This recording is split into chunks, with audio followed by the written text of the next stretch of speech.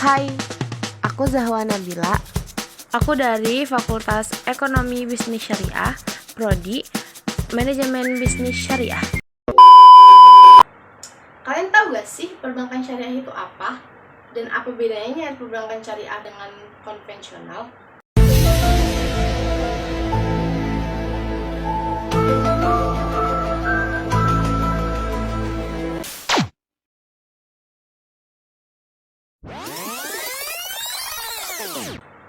Kalian tahu gak sih perbankan syariah itu apa?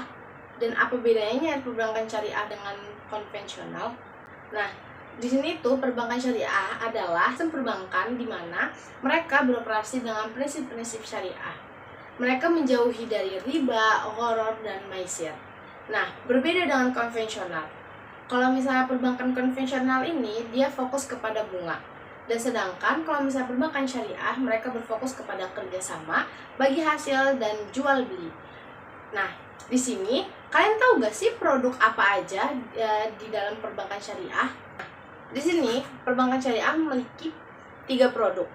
Nah, apa sih produknya itu? Nah, di sini aku menjelaskan. Pertama itu ada tabungan mudharabah. Nah, yang kedua ini ada pembiayaan murabahah, dan yang terakhir ada gadai emas. Nah, di sini aku akan menjelaskan ketiga produk ini. Produk pertama itu ada tabungan mudharabah. Di sini tabungan mudharabah itu menggunakan akad bagi hasil, di mana si nasabah itu atau pemilik modal atau sibabul mal itu menaruh dana mereka ke si bank. Nah, nanti bank atau pengelola dana atau mudharib itu tuh bakal mengelola dana itu. Nah, cara kerjanya itu nanti bank bakal mengelola dana tersebut, dana si pemilik modal, dan nanti keuntungannya akan dibagi hasil antara nasabah dan si bank. Nah, contohnya, misalnya aku sebagai nasabah itu menaruh uang sebesar 10 juta ke bank. Nah, bank ini bakal bilang ke aku kalau misalnya nanti dananya akan dikelola oleh bank dan nanti keuntungannya akan dibagi hasil. Nah, nanti keuntungannya itu bakal dikesepakatin di awal. Jadi itu kayak misalnya contohnya pihak bank bilang nanti kamu terima keuntungan itu sebesar 80% ya.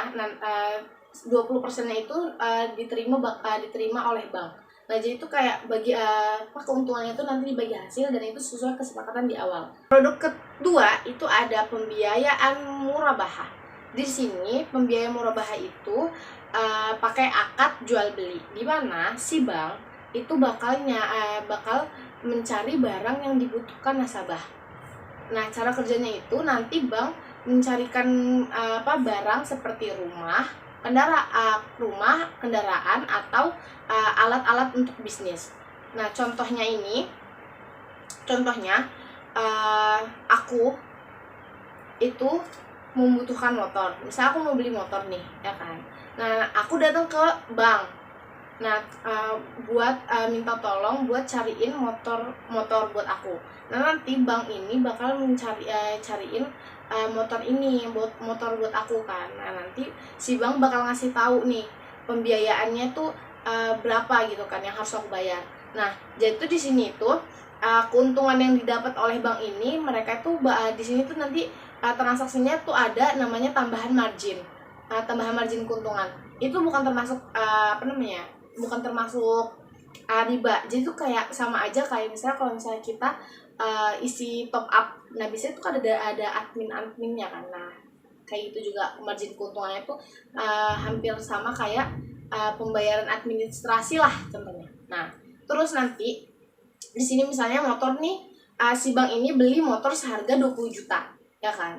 Nah, nanti margin jadi itu nanti tambahan margin keuntungannya itu nanti misalnya 5 juta.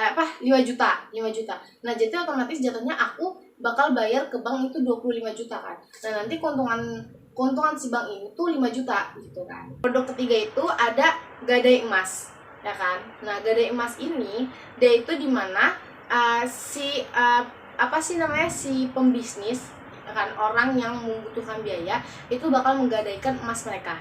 Jadi kayak misalnya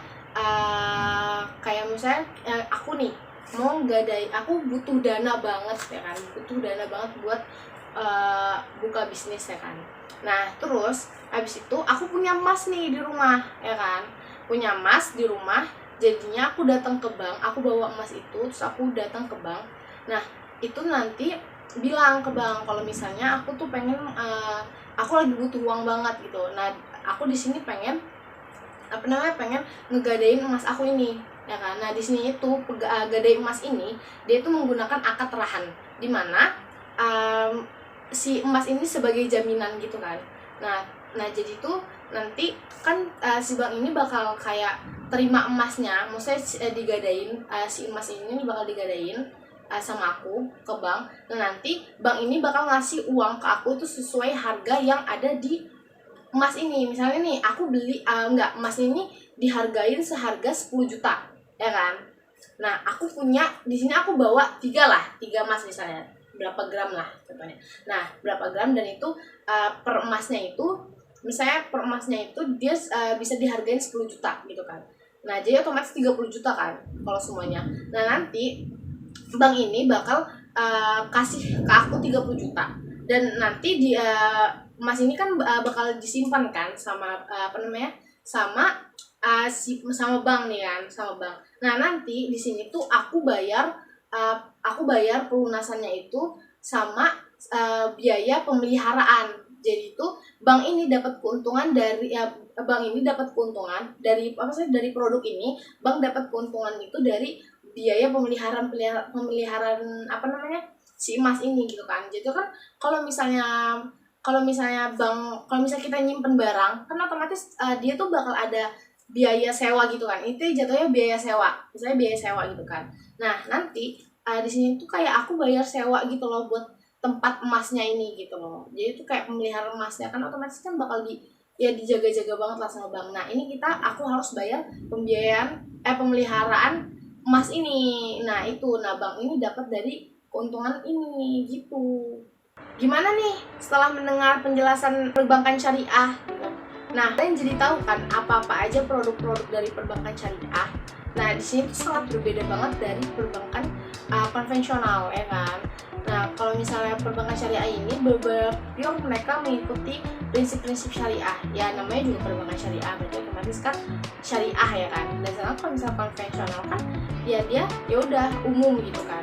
Dan ya mereka nggak ngikutin prinsip-prinsip syariah gitu kan. Jadi perbedaannya itu beda banget. Dan adanya perbankan syariah ini buat kayak keuangannya itu lebih etis lagi gitu kan. Jadi otomatis kayak kalau misalnya bunga itu kan kayak gimana gitu ya, maksudnya kayak tambahan yang nggak tahu nih tiba-tiba bunganya tuh buat apa gitu kan, kenapa tiba-tiba ada bunga, kenapa ada ini. Dan sekarang kalau misalnya di bank syariah ini kan jelas ya kan, kayak misalnya contohnya tadi tambahan tabungan mudharabah ya kan. Tabungan mudharabah ini kan si bank ini kan dapat keuntungan ya kan. Nah keuntungannya itu dari yang si keuntungan bagi hasil itu kan. Nah itu tuh. Nah dasarnya kan kalau misalnya kayak gadai pembiaya mudharabah ini yang kerjasama ini ya kan, yang kerjasama ini itu tuh kan kayak yang mereka tuh dapat keuntungannya, si bank ini dapat keuntungannya dari yang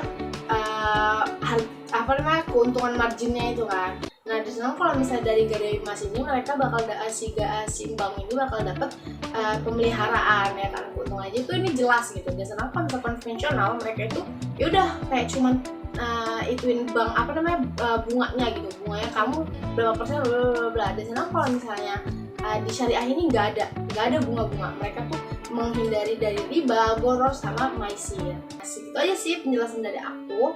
Mohon maaf bila ada kesalahan. Kalau misalnya ada kurang, ya mohon dimaafkan karena aku manusia, yang sempurna cuma Allah. Wassalamualaikum warahmatullahi wabarakatuh.